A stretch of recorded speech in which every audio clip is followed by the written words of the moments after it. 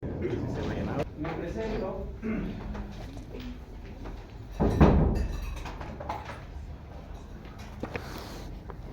Mi nombre es Cristian Vitorino, trabajo en el Hospital Antonio Lorena, en el servicio de hematología.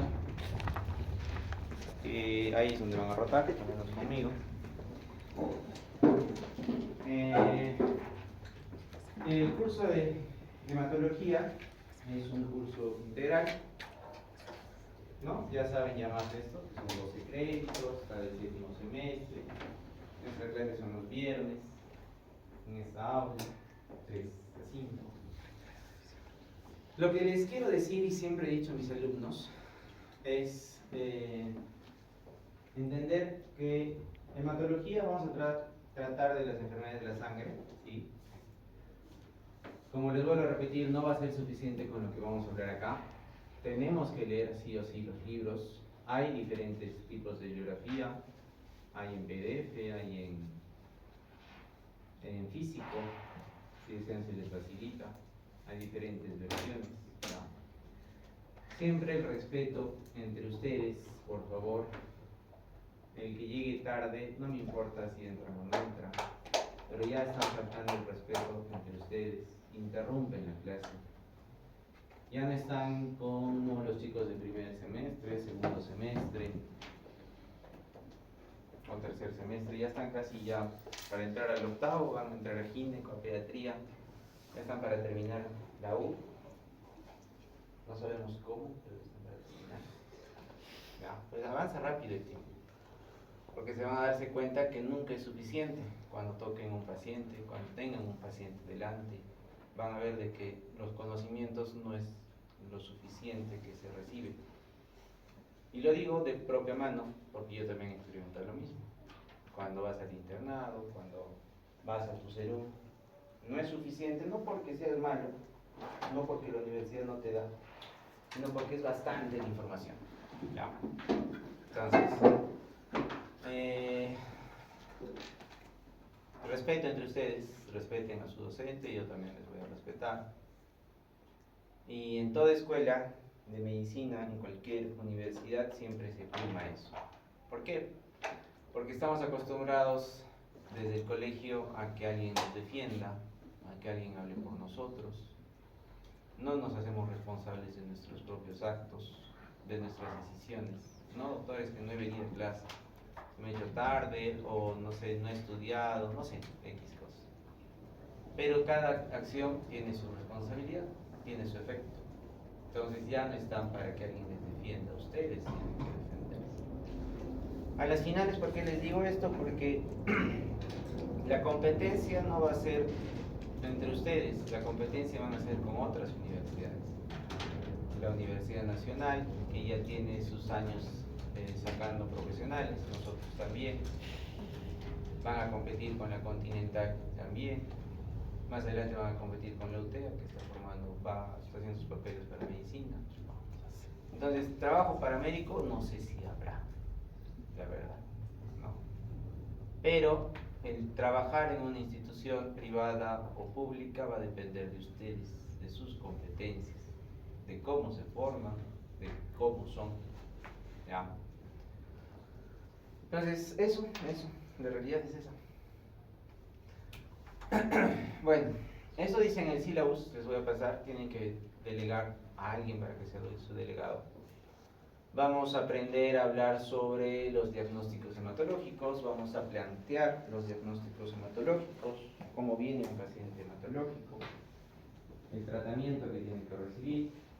Como médicos generales, ustedes van a terminar la universidad, o es la universidad responsable de su formación, hasta qué punto tienen que tratarlo como médicos generales, hasta qué punto uno lo puede referir, o qué hacer de primera mano, porque de frente no van a trabajar en un hospital, van a trabajar en su posta como médicos serumistas, pero yo tengo que aprender a diferenciar si es realmente un paciente hematológico o es respuesta a un tratamiento secundario, un efecto de, no sé, a la altura, tal vez, si usted haya recibido algún tratamiento. Pero hasta qué punto como médico general lo tengo que tratar. La bibliografía, esta es la que exige el syllabus. Hay bastante bibliografía, no es la única. Hay resúmenes que uno puede coger. Podemos utilizar el Up-to-Date, el New England también. Y cuando se les diga que hablen de un tema o cuando se les pida que hagan una exposición, porque a ver si quiero una exposición por unidad, cojan bibliografía actual, no cojan, por ejemplo, esta, la de Williams, es la 10ª, ya está en la 11ª inclusive, la 11ª edición. O sea, acostúmbrense a revisar bibliografía actualizada. No quiero dibujitos, no quiero el ChatGPT, que también lo puedo sacar yo, ¿no? Cuando hagan una diapositiva no quiero letras, no quiero que todo sea texto, porque ya sé cómo hacen diapositivas, hacen en Canva, etc.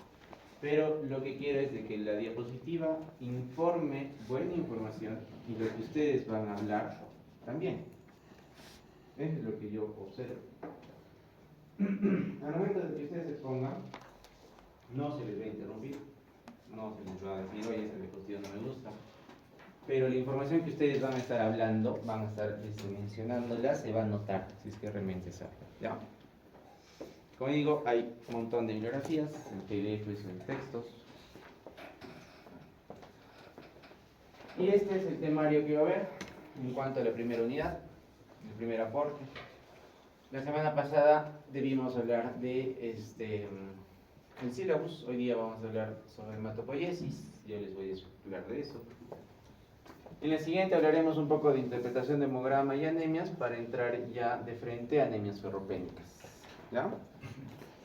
Entonces el temario que se les va a exigir antes de su primer aporte, que es solamente un examen, el mismo examen para los 3 grupos. Manejamos el mismo sílabus. ¿Ya? Pero la idea es de que el primer aporte sea alrededor de la 7ª semana, para que nuestra autoridad nos diga presenten notas o cuelguen notas. ¿Ya? La evaluación va a ser dependiendo pues lo que se les va a dar. Se les va a dar en algún momento un hemograma.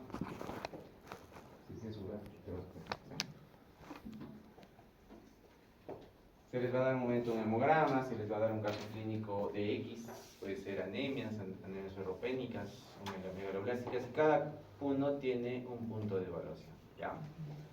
Entonces, en cualquier momento se les va a poder dar el temario, previamente con un tiempo de anticipación para que ustedes puedan exponer, pero la idea es de que sepan qué es lo que estamos hablando, entender lo que estamos hablando.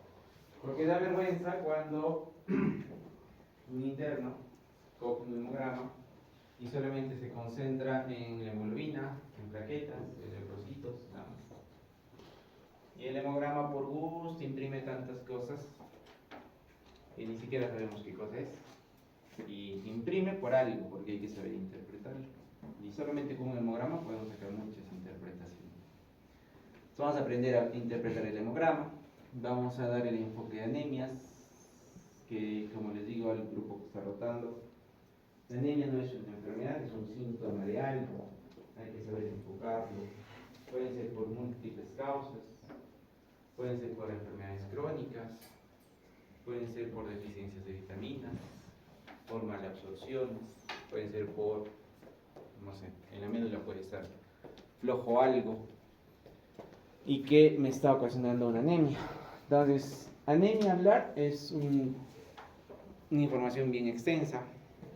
Vamos a aprender a interpretar esas anemias. Y cuando yo esté frente a un hemograma puedo saber de qué tipo de anemia es, dónde me puedo orientar, sin necesidad de que me saquen dosajes de B12, B9. ¿Ya? Entonces para eso es la importancia de saber la interpretación. Este es el segundo aporte. Se les va a dar también con sílabus. También se está con sus porcentajes de exposiciones. Ese es el tercer aporte, que ya vamos a terminar con linfomas, mielomas, coagulopatía, trombosis, todo lo demás. Y también la equivalencia en cuanto a los porcentajes de cada una de esas unidades. ¿Ya? Al final, como comentario, les digo que la práctica tiene una nota, la teoría tiene una nota, un porcentaje de calificación. No me van a la práctica, no me importa, eso depende de sus notas, solamente pueden mandar llegar a una cantidad de prácticas. ¿Puede pasar emergencias? Sí, puede pasar emergencias. Todo es justificado por mesa de partes, no hablado, por mesa de partes. ¿Ya? Y la fórmula de calificación es 70% teoría, 30% práctica. ¿Ya? Entonces, antes de que terminen su rotación de práctica, hablaremos sobre el hemograma, hablaremos sobre anemias, les daré temas de revisión, ustedes vendrán leyendo, qué sé yo, y se va a calificar cada uno de sus comentarios, de sus intervenciones. Pero como les digo al inicio, todo va a depender de ustedes. ¿Ya? Bueno, se les va a dar también en su sílabus. Quiero sus participaciones de ustedes. No solamente es hablar, que yo me ponga aquí a hablar. Son 120 minutos que vamos a hablar. Pero necesito también la participación de ustedes. Ya con el sílabus en mano, va a haber la información previa, que es lo que nos toca, ¿no? En la siguiente vamos a saber que vamos a hablar sobre interpretación de hemogramas, tal vez vamos a dar un enfoque de anemias, vamos a entrar un poquito en anemias ferropénicas, pero ya he tenido que venir leyendo porque voy a necesitar de ustedes en las preguntas. Yo les voy a decir qué cosa es, qué cosa has entendido, qué cosa crees que es. Y si han leído van a entender mucho más fácil la información, porque no es solamente recibir. Si es así, normal. Yo puedo seguir con las ecuaciones, pero el que va a aprender va a ser ustedes. Que en el momento del examen se les va a plantear casos clínicos, se les va a poner, no sé, algún criterio diagnóstico, y si no recuerdo de lo que he leído y lo que el profesor me ha dado, se les va a complicar porque no voy a entender el libro, no me va a alcanzar el tiempo. Ya sé que me van a decir, doctor, que tengo un examen de cardio, tengo un examen de nefro, tengo un examen de mato, no me alcanza el tiempo. Entonces yo quiero que vengan leyendo, ¿ya? Esta es una calificación en cuanto a las exposiciones que ustedes van a tener, cómo es la calificación si es que dominan el tema, no sé, la postura hasta la expresión, porque ya no estoy con chicos de tercer ciclo, ya no estoy con chicos de cuarto ciclo, ya estoy casi con chicos que ya van a terminar la universidad, que de acá prácticamente 2 años van a ser internados, aproximadamente, un año. Entonces ya tienen que acostumbrarse a las exposiciones, ya tienen que acostumbrarse a buscar información, leer, perder el miedo frente a un público, dominar su tema que les va a exponer o que van a exponer. ¿Ya?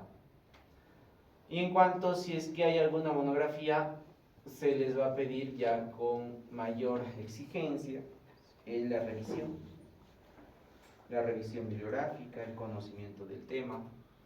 Se les puede decir, no sé, que hagan la bibliografía a mano, no porque tengan tiempo, sino porque es fácil sacar una monografía en internet y yo ya los conozco, ¿ya?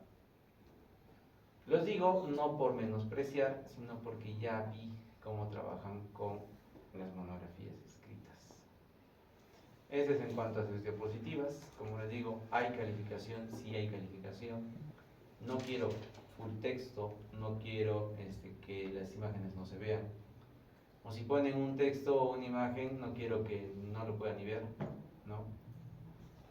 Sino que sea una exposición. Tiene parámetros una diapositiva, tantas cantidades de líneas, qué color le tengo que poner, qué fondo le tengo que usar. ¿Por qué? Porque me estoy formando para ser profesional, ¿ya? Y esa va a ser la exigencia. ¿Preguntas? ¿Dudas? Por favor, encarguen a su delegado, nombren a su delegado. La hematopoiesis, ¿ya? ¿Alguien sabe o tiene idea de qué es la hematopoiesis?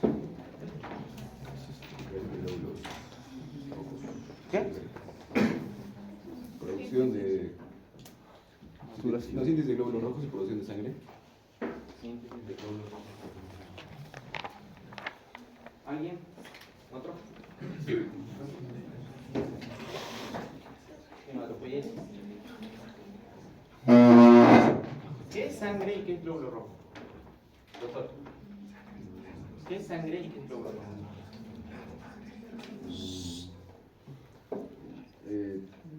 Sangre tiene, bueno, tiene varios componentes, pertenece a todo el ojo, a varios grupos.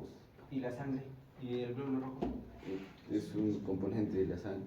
Entonces, ¿qué es? Hematopoiesis. Doctora, ¿levanta la mano, doctora? ¿Qué es hematopoiesis? La síntesis del glóbulo rojo, la producción de glóbulos, maduración de glóbulos rojos. ¿Solo glóbulos rojos? ¿Alguien? Producción de elementos formes. ¿De qué? De elementos formes. ¿Elementos formes de qué? De la, componentes de la sangre. Grupo rojo, blanco. ¿Qué es elemento forme? Es que tiene que ver con propiedad A. La síntesis de las tres líneas amarilla, glóbulos rojos, blancos y plaquetas. Entonces, miren, cuando hablamos de hematopoiesis, cuando hablo de hemato, me refiero al componente sanguíneo en total. ¿Qué quiere decir el componente sanguíneo en total? Por ejemplo, lo que ustedes ven aquí es de que los componentes de la sangre están formando plasma, el líquido donde van a estar andando los glóbulos rojos, los leucocitos, que también son los elementos formes, que son los corpúsculos, plaquetas, células rojas, todas las células blancas, esos son los elementos formes. ¿Ya? Entonces, si yo digo plasma, ¿es tejido hematopoyético? Sí, es tejido hematopoyético. ¿Los elementos formes es tejido hematopoyético? Sí, es tejido hematopoyético. Entonces, cuando yo hablo de componentes de sangre, estoy hablando de todo eso. ¿Ya? Por eso hay que decir, no, es producción, no es creación de glóbulos rojos, pues me estaría diciendo que solamente está produciendo glóbulos rojos. Pero ¿qué hay de los glóbulos blancos? Entonces es la creación, es la formación de todo el componente sanguíneo. ¿Ya? Eso es hematopoiesis. ¿Ya? Pero recuerden que hematopoiesis es continuo, es constante. No solamente es en las mañanas, no solamente es en las noches, no solamente es en las tardes, o no es solamente los fines de semana, no, es continuo, es constante, es dinámico. La hematopoiesis es dinámico. Entonces empecemos a definir cada uno de esos elementos formes. El glóbulo rojo es una célula consideradamente mal célula. ¿Por qué? Porque no tiene núcleo. Ustedes ven ahí un glóbulo rojo, tiene la forma de un disco bicóncavo, tiene un diámetro, tiene un grosor. Esa configuración del disco bicóncavo permite que pueda pasar por ciertas membranas, por ciertos agujeros, por decirlo así, porque cambia su forma, es elástico, ¿no?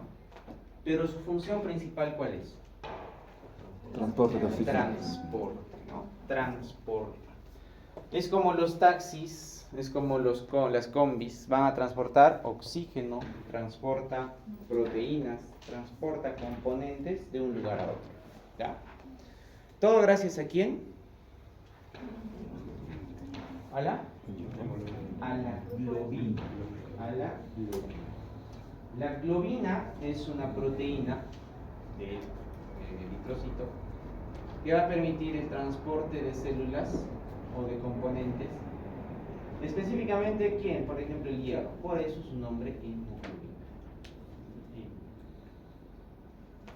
Aparte de la hemoglobina, tenemos otras células, que son las células granulares y las células de los monocitos. Cuando yo hablo de células granulares o granulocitos, estoy hablando de los neutrófilos, de los eosinófilos y de los basófilos. ¿Ya? Estas células, que como ustedes ven también se llaman polimorfonucleares, porque tienen un núcleo de diferente forma. Tienen un núcleo que no se asemeja en cada uno de ellos. Están dentro de un grupo, granulares sí, pero sus núcleos son distintos. Por eso su nombre polimorfonucleares. Tiene gránulos, ¿por qué? Porque cumplen una función de defensa. Van a atacar a algo, a X cosa, pueden comer lo que está externo o lo que es extraño para el organismo, o pueden escupir lo que está dentro de sus gránulos y atacar como medios de defensa de nuestro organismo. Por eso son granulocitos. ¿Ya? Pero no hay más, solamente tenemos neutrófilos, eosinófilos y basófilos. Dentro de los monocitos, tenemos a los monocitos propiamente dichos. Si estos monocitos van a algún tejido, van a algún órgano, se llaman macrófagos. Y como su nombre lo dice, come algo más grande, consume algo más grande y lo destruye. ¿Funciona como un mecanismo de defensa? Sí, funciona como un mecanismo de defensa. Y tenemos también las células dendríticas, que es el último de ellas. ¿Ya? Entonces, todas estas tres estamos hablando de un monocito. Es como si algo se iría a distinto lugar, pero en ese lugar toma el nombre de monocito si está circulando, si está en un tejido puede ser un macrófago, o si está en un tejido especial puede ser una célula dendrítica, específicamente ni del sistema nervioso. ¿Ya?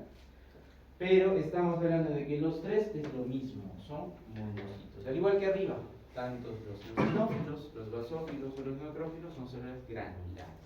¿Ya? Granulares. Los trombocitos o plaquetas. Los trombocitos o plaquetas no son células, son restos celulares.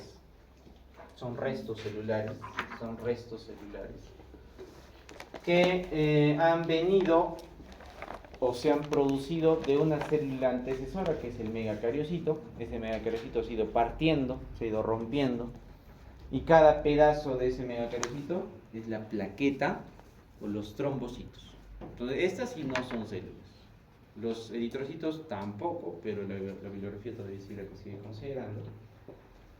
Pero estas sí, son fragmentos celulares, son retazos de lo que fue alguna vez una célula, que es el megacariocito. ¿Ya? Entonces, hemos hablado de eritrocitos, hemos hablado de granulocitos y monocitos, y hemos hablado de trombocitos o plaquetas. Ahora hablemos de los linfocitos. Los linfocitos, solamente hay dos, son los linfocitos B y los linfocitos T. Los linfocitos B son aquellos que van a producir alguna inmunidad. En algún momento de nuestro organismo producen alguna inmunidad. Son las que te van a marcar, por ejemplo, no sé, cuando te vacunas, cuando recibes alguna vacuna, los linfocitos B son los que van a actuar en cuanto a tener una memoria. Por eso está ahí con su flechita, para dar una memoria a una célula y decir, oye, ¿sabes qué? Te han inoculado de algo y yo te estoy dando una respuesta o te estoy dando una inmunidad. Yo soy el encargado de la inmunidad. Pero los linfocitos T, los de abajo, son los asesinos. Son los que tienen ya el poder de poder eliminar, atacar a células extrañas o inclusive a células propias del organismo.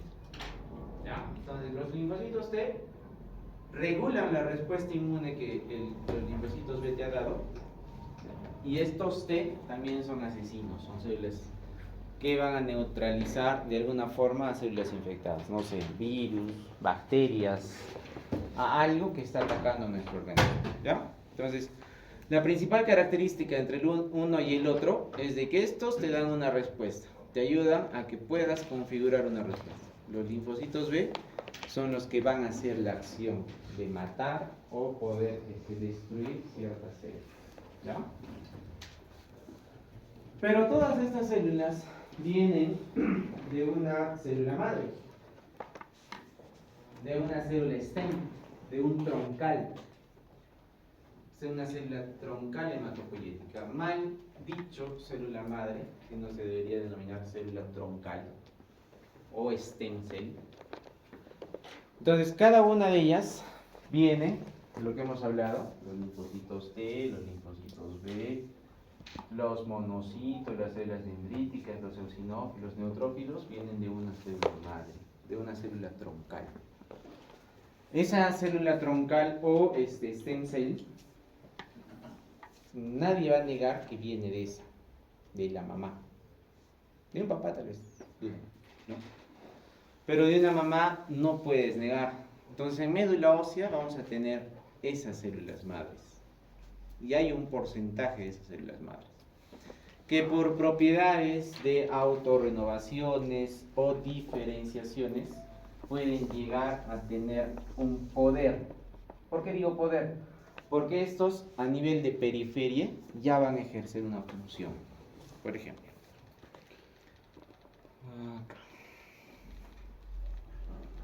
acá. Entonces, esas células madre son dos precursores, tanto mieloides como linfoides, pero se van diferenciando paso por paso. ¿Por qué se van diferenciando? Porque necesitan de algo, o nuestro organismo necesita de algo. Por ejemplo, un paciente que ha perdido sangre, ¿ustedes no creen que va a haber más producción o más diferenciación de estos proeritroblastos para que pueda haber al final un eritrocito? Sí, o sea, responde a una necesidad. Si por algún X me infecto de un parásito, o me entra una alergia, o no sé, hay un proceso infeccioso, nuestro organismo ordena y dice, ¿sabes qué? Tú, promielocitos, cualquiera, diferénciese en un neutrófilo, diferénciese en un basófilo, porque estoy necesitando de algo. ¿Ya? Estoy en respuesta a algo que nos está pasando en el organismo. Pero todos ellos vienen de una célula madre o una célula troncal. ¿Ya? Entonces, ahí estamos conociendo una característica primordial de la célula madre, que tiene la propiedad de ser cualquiera. O sea, una célula troncal puede ser unas plaquetas, puede ser un eritrocito, puede ser un basófilo, puede ser un monocito, puede ser linfocitos, todo viene de una célula madre o una célula troncal. ¿Ya?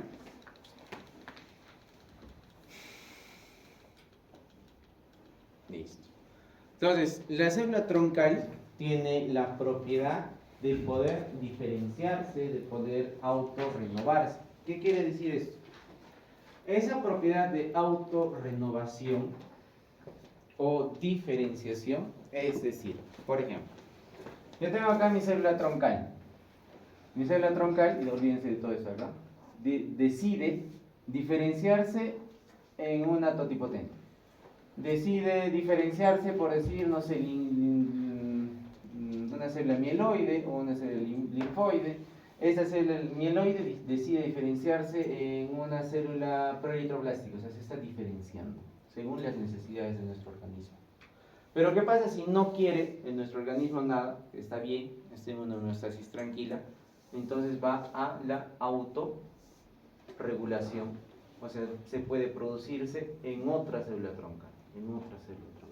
O sea, no necesariamente se va a diferenciar, sino también se puede producir en otra célula troncal. ¿Para qué? Porque como hemos dicho que es un mecanismo dinámico, constante, no puedes dejar de fabricar sangre. Tienes que seguir fabricando sangre. Por ende, si esta célula troncal, por decir, se está muriendo, fabrica otra célula troncal. Y esta también hará sus funciones. Tal vez no hace las funciones, fabrica otra célula troncal. Entonces, es así. O sea, no es un desorden, es un porqué. Responde a un porqué esa célula troncal o esa célula progenitora hematopoyética o linfoide. ¿Ya?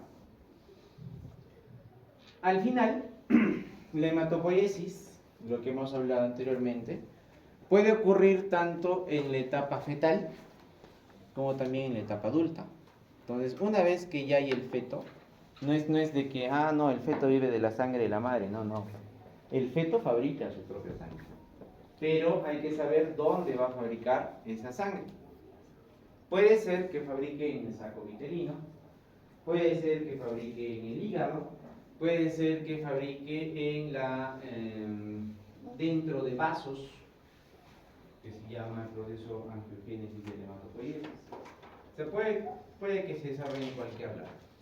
Por ejemplo, los lugares más importantes es en los vasos, en el cordón umbilical, en la placenta, en el saco vitelino. Es el lugar donde el fetito va a producir su hematopoiesis, va a fabricar su sangre. ¿Ya? Entonces, ¿qué les quiero decir con esto?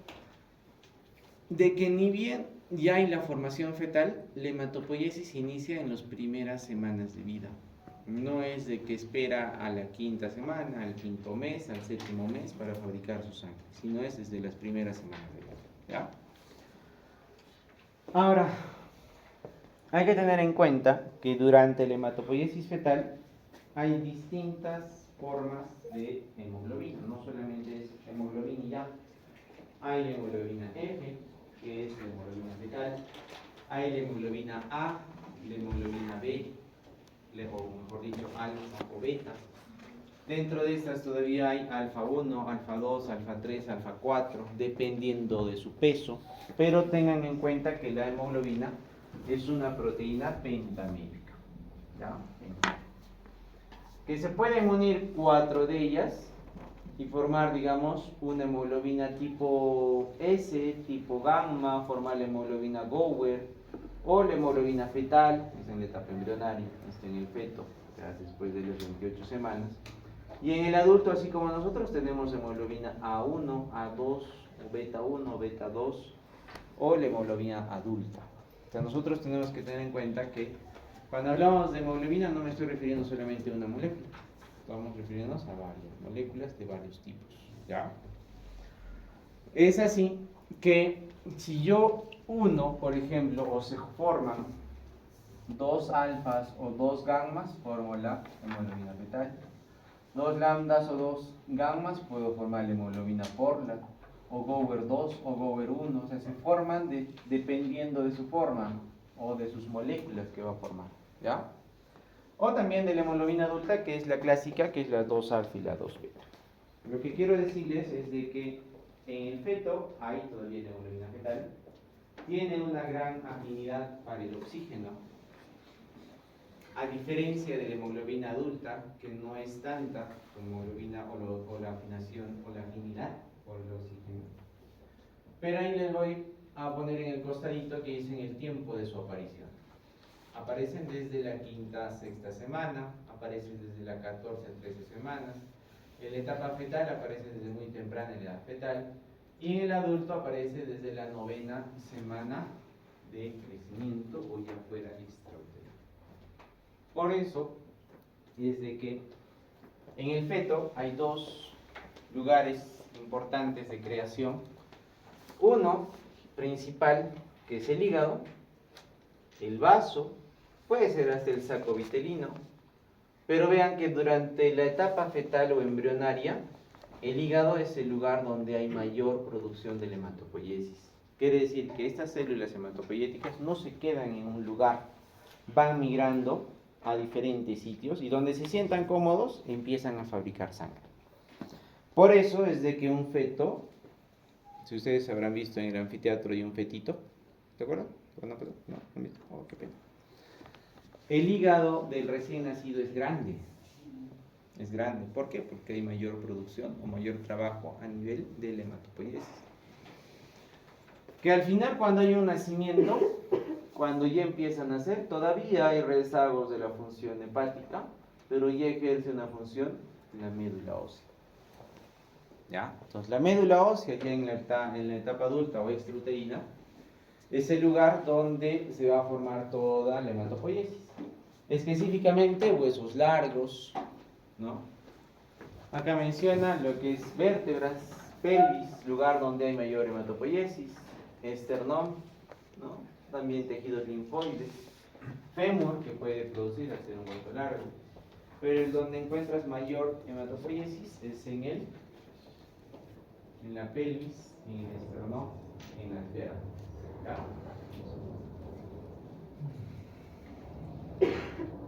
Entonces, cuando hablo de hematopoiesis o cuando hablo de las células que hay en la médula ósea, este es un esquema, es un dibujo, es didáctico, pero hay que entender de que cuando va a haber esta producción de células, tiene que haber unos precursores, tiene que haber alguien que lo ha formado, inclusive ha habido estímulos. Acá tengo mi célula madre o mi stem cell o mi célula troncal, pero gracias a interleuquinas, gracias a factores estimulantes de formaciones, se han dividido o se han diferenciado en células progenitoras de linfocitos, células progenitoras de mielocitos y linfocitos.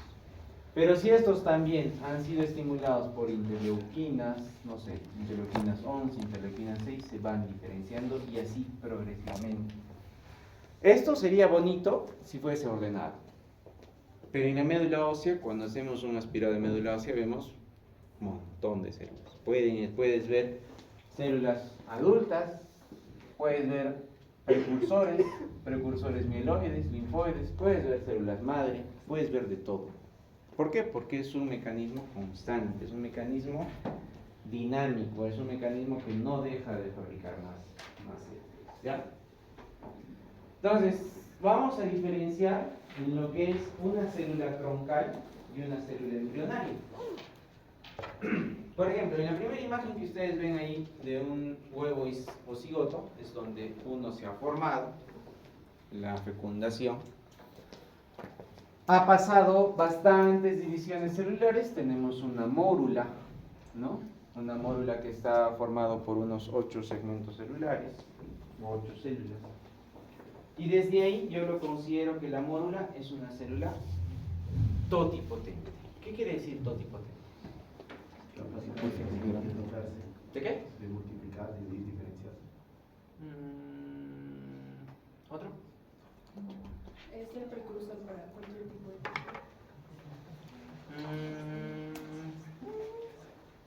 Sí, puede ser. ¿Otro? ¿Saben por qué les digo? Porque hubo un experimento que dividieron un embrioncito que estaba en un módulo, dividieron en pedazos y sacaron fragmentos de ratitas. Salió una producción de ratitas. Entonces esa mórula se puede dividir en 4, en 5, en 6 y va a seguir produciéndose el ser que es su fin, o que por algo se ha fecundado. A las finales de esa producción sale un blastocisto con su saco, con su líquido, y aquí salen las células pluripotentes. ¿Ustedes han escuchado alguna vez de un teratoma? ¿Ya? El teratoma sale de los pluripotentes. De estas no, salen de las pluripotentes. Estas ya se pueden diferenciar en un sistema circulatorio, neurológico o un sistema inmune, se va a diferenciar. Pero si estas crecen desordenadamente, sin ningún estímulo o sin algo que pueda diferenciarlo, es un teratoma. Un teratoma que es pelo, diente, grasa, músculo, ¿no? Pero sale de la pluripotencia. Al final, cada una de las células tiene una característica. ¿Qué quiere decir con característica? Por ejemplo, no sé, ustedes tienen unas citas ciegas y el otro o la otra persona le dice, oye, ¿sabes qué? Estoy con un sombrero, estoy con unos lentes oscuros, mi blusa es roja, o estoy con zapatillas, no sé, naranjas. Claro, estoy dando características. Las células también tienen características. ¿Qué se llaman esas características? Los marcadores CD. Por ejemplo, esta célula B, o un linfocitos B, tiene CD19, tiene CD20. Lo que no tiene la célula T, no hay ningún CD19.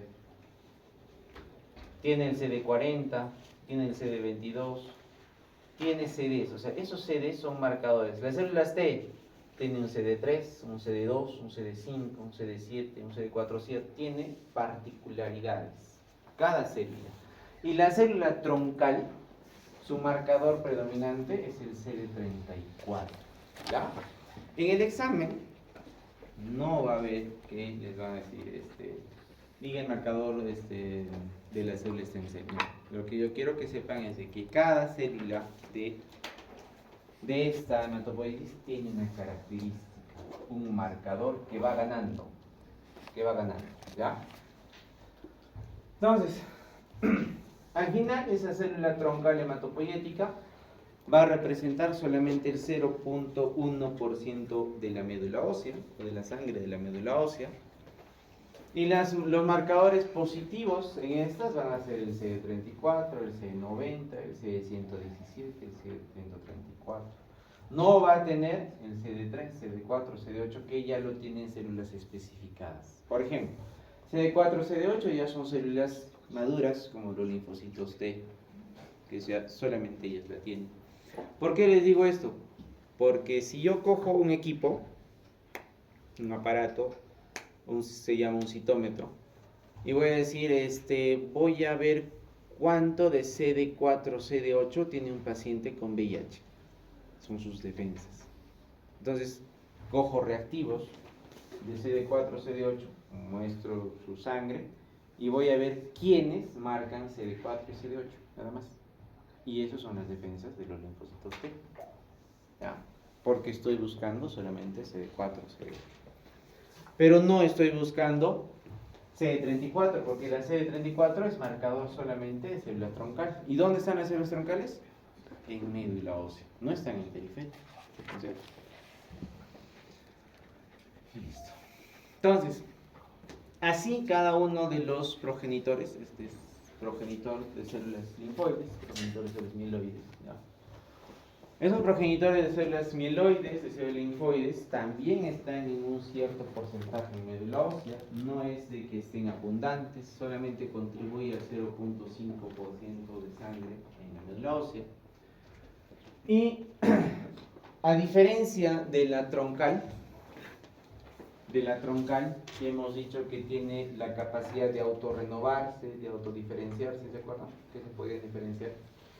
Cuando ya estoy hablando de células linfoides, de células mieloides, y ya son estos precursores, pierden la capacidad de autorrenovarse. O sea, si ya la célula madre o la célula troncal dijo que esta va a ser mieloide, ya no puede autorrenovarse, sino le toca diferenciarse. Tiene que diferenciar.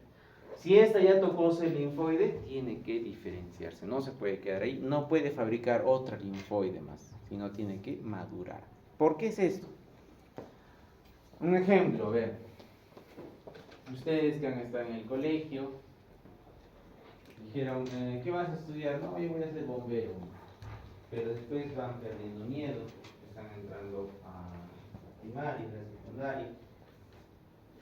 Y dicen, no, yo voy a estudiar ciencias biológicas, voy a estudiar biología, voy a estudiar medicina, pero ya me estoy diferenciando de mis demás compañeros que querían ser ingenieros, que querían ser arquitectos, que querían ser, no sé, alguna carrera, pero ya estoy cogiendo diferenciación, ya estoy madurando. Entras a la universidad, dices, ya, yo quiero ser cirujano, pero ya estás cogiendo un perfil, estás ganando potencialidades. Por decir, no, yo quiero ser cirujano y quiero pedirle permiso a un cirujano para rotar en las clínicas, en los hospitales, pero estás ganando experiencia, estás ganando alguna característica. Así hacen también las células hematoperiódicas, ¿ya?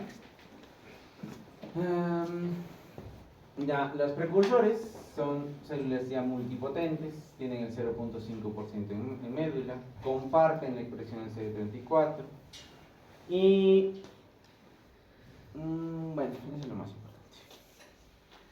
Y en cuanto a los precursores, ¿qué quiero decir con precursores? Que para yo tener plaquetas, para yo tener eritrocitos, para yo tener basófilos, neutrófilos, eosinófilos, que le hemos dicho que son granulocitos, ¿no es cierto?, al inicio, hay células precursoras. Las células linfoides o mieloides están acá, pero hay unas precursoras a estas. Estas van ganando experiencia. Lo que ustedes les daba el ejemplo de que van ganando experiencia si yo me perfilo para hacer cirugías, o si yo me perfilo para, no sé, quiero ser médico internista, me estoy perfilando, estoy ganando rotaciones. No, ya toca vacaciones, no importa, yo quiero ir al hospital, estoy ganando experiencia, ¿ya? Y esos hacen igual. Las células precursoras disminuyen las capacidades de autorrenovación, aumenta la capacidad de proliferación. Todo lo que ellos están ganando están proliferando, en son a una respuesta, como les digo al inicio. Puede ser una respuesta de que, no sé, paciente venga con plaquetas bajas, digamos, lo que se llama una púrpura, una trombocitopenia. Entonces va a haber muchos megacariocitos, porque quiere diferenciarse, o quiere que esos megacariocitos se rompan. Entonces cuando llega un aspirador va a haber varios megacariocitos. O cuando el paciente esté con, haya tenido un parásito, o haya tenido una reacción inflamatoria o alérgica, esas células, tanto los basófilos o los eosinófilos, van a proliferar. Pero sus precursores han tenido la capacidad de su proliferación para tener una respuesta. ¿Sí? Entonces, Cuando yo voy a ver los precursores, ya voy a ver cuando hago un aspirado todo el 90% de esos precursores en el aspirado, 90% del total en la médula ósea. ¿Qué marcadores va a haber? Va a haber marcadores específicos que solamente ellos lo van a tener. No va a tener ni la célula madre, ni la célula troncal, ni la célula precursora linfoide, ni mieloide, sino ya se está especializando. Ya va a cumplir una función. ¿Ya? A ver, si logran entender, ¿cómo es la hematopoiesis? Es como hacer una comida. Cogen una receta y dicen, si tú le agregas 20 o no sé, le agregas 20 gramos de harina, sigue removiendo. Auméntale agua, sigue removiendo. Auméntale sal, sigue removiendo. Y al final vas a tener un resultado. ¿Qué quiero decir con esto? De que en la hematopoiesis hay estimuladores de estas células. Tengo una célula troncal, tengo ya la célula progenitora linfoide o mieloide, que gracias a las interleuquinas, que son mediadores de producciones de células, acá entra en interleuquina 3, sale un precursor hematopoyético. Si yo le pongo epoetina, se diferencia en un eritrocito. Le pongo más epoetina, ya están los eritrocitos maduros. Pero ha tenido que tener una estimulación. Si yo le voy a poner cierto tipo de estimulante, cierto tipo de, así como una receta, le aumento más, le aumento más, le aumento más, se va a lograr una diferenciación. Va a lograr una diferenciación. Y así trabaja nuestra médula. Tienen células madres, tienen células troncales, tienen células precursoras, pero por estimulantes que va a coger, por algún motivo, se va a lograr una diferenciación. Es por eso de que en ciertas patologías puede haber aplasias solamente de células rojas, puede haber aplasias solamente de células blancas o aplasias puras, también se les llama, o que simplemente todo esté alterado. ¿Ya? Al final, los factores de crecimiento o los represores, que no todo es estimulante, son, por ejemplo, los estimuladores, factor estimulador de colonias granulocitas y monocitos, factor estimulador de colonias de granulocitos, factor estimulador de colonias de monocitos, la interleuquina 3, la interleuquina 6, la 7, la 2, que son factores de crecimiento o estimulador o diferenciación. Así como hay estimulantes, también hay represores. Los represores, por ejemplo, factor de necrosis tumoral, factor de crecimiento transformante, proteínas inflamatorias, los mismos interferones. Por ello, cuando hay un proceso infeccioso, inflamatorio, los pacientes vienen con leucopenia, leucocitos bajos, eritrocitos bajos. No porque tenga una enfermedad, sino porque hay bastante inflamación. ¿Por qué? Porque es un represor de médula ósea o de la misma hematopoiesis. ¿Ya? A las finales, estos factores de crecimiento va a hacer de que de una célula troncal pueda diferenciarse, pueda especificarse, pueda tener una especialización. Esta, por ejemplo, es el modelo fetal, que de una pueden dividirse y en el feto pueden todavía seguir diferenciándose y autorrenovándose, diferenciándose y autorrenovándose. En el adulto no. En el adulto ya es linfocito y solamente sale, o un mielocito, solamente sale eritrocitos, monocitos, o sea, ya se va especializando. Esa es una diferencia que no tiene gran trascendencia, pero yo lo que quiero que vean es la diferenciación de cada uno de ellos. Al final, hacer todo esto, o el organismo cuando hace toda esta hematopoiesis, es bien compleja, responde a estímulos, responde a reacciones que hay en nuestro medio ambiente, para que nosotros podamos responder adecuadamente. Por ejemplo, alergias, como les dije al inicio, procesos infecciosos o bacterianos, pero la idea es de que estas células salgan maduras a la sangre, salgan maduras. Porque estas células de acá, que están en crecimiento, diferenciación, autorrenovación, son débiles. Están preservadas en la médula ósea, cuidaditas. Pero cuando salen afuera, se enfrentan a un estrés de cisalamiento, un estrés constante. Los latidos cardíacos, el intercambio de la hematosis en los pulmones, que van al hígado, no sé, a un estrés. Por eso es de que estas células son más pequeñas, núcleo más concentrado, más duras, por decirlo así, en comparación a estas que son grandes, groseras, con un núcleo laxo, que se puede romper. Si estas salen, no funcionan acá, no cumplen su función. En cambio, cuando están en sangre ya maduras, pueden ejercer transporte, pueden ejercer lo que es las plaquetas para unirse cada una, que es la agregación plaquetaria, o estas que pueden ejercer en cuanto a funciones, ¿no? Función en cuanto a defensa.